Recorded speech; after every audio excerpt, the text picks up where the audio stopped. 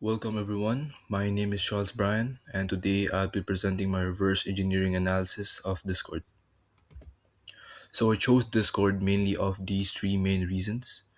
First is its technical innovation, especially something called guild sharding, which allows one logical server to be split into multiple infrastructure nodes, which is crucial for scalability.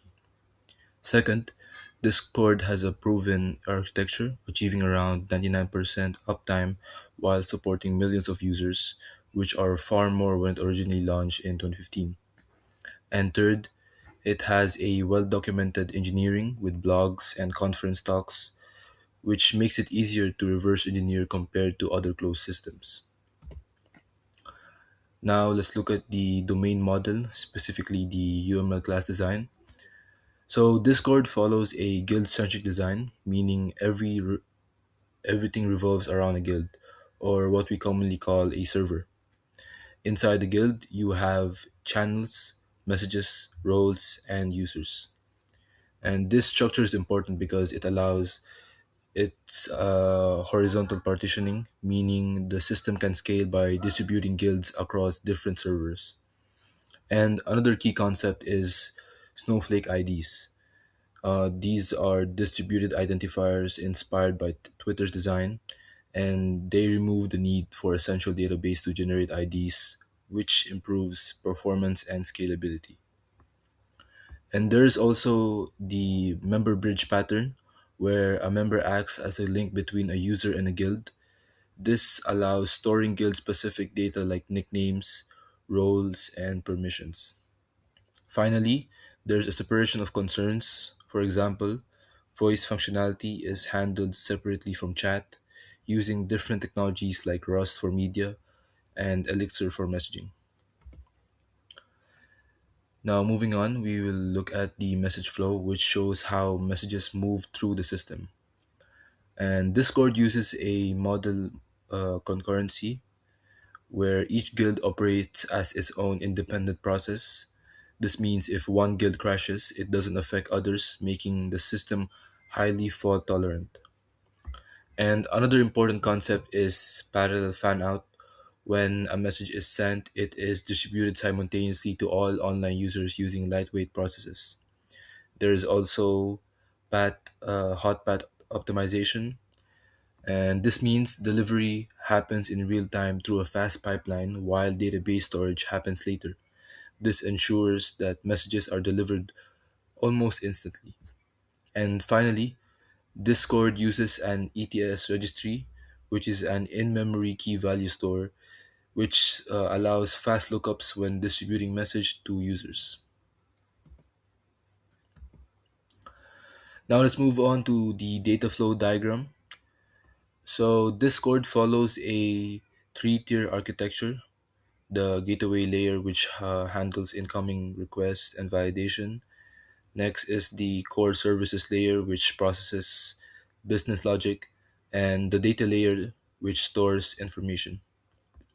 And another concept is polyglot persistence, meaning different databases are used for different tasks, like PostgreSQL for messages, Redis for sessions, Cassandra for presence, and Elasticsearch for search.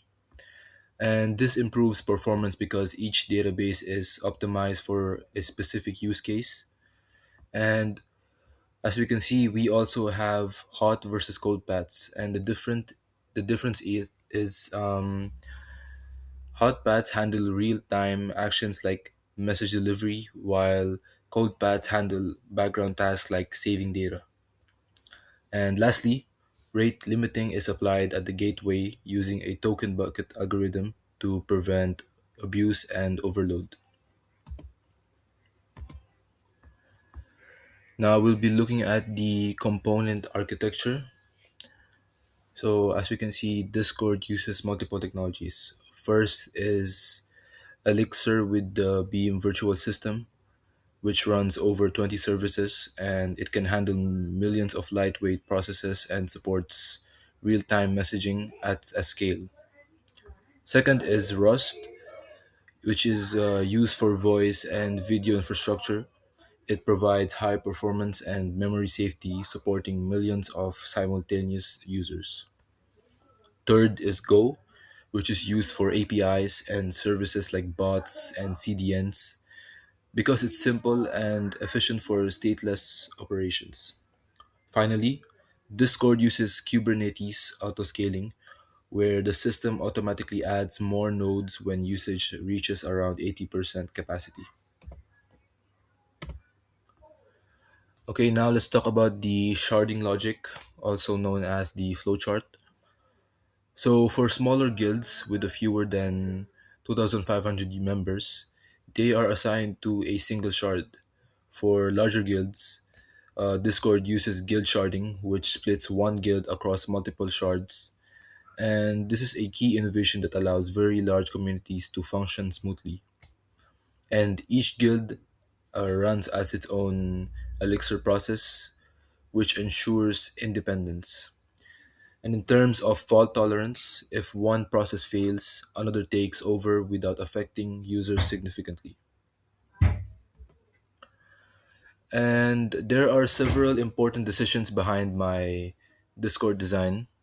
First is Elixir.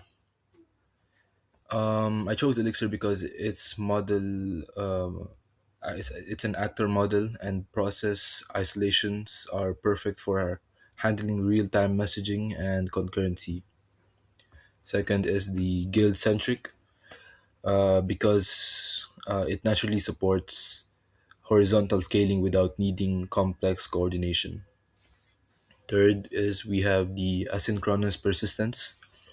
This was used because separating real time delivery for database storage ensures messages are delivered in under 50 milliseconds.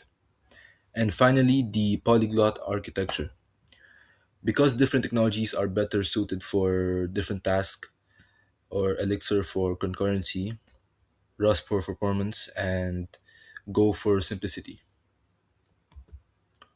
Moving on to our conclusion, Discord demonstrates how programming languages choices directly impact system architecture, and its skill sharding models allows it to scale to millions of users and handle tens of millions of events per second.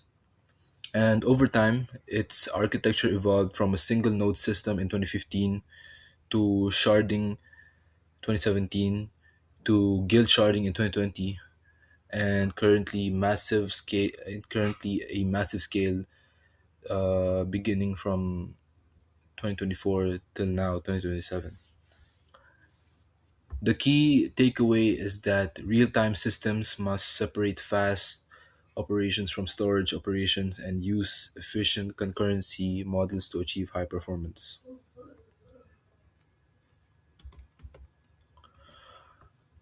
Okay, so overall, what makes Discord stand out isn't just its features, but how its architecture is designed to a real-time communication at a massive scale. From guild-based sharding to actor model concurrency, each design is each design choice is intentional and built for performance. This shows that in software engineering, the right architectural decisions can turn a simple idea into a platform used by millions worldwide. And that's it for my presentation. Thank you and have a nice day.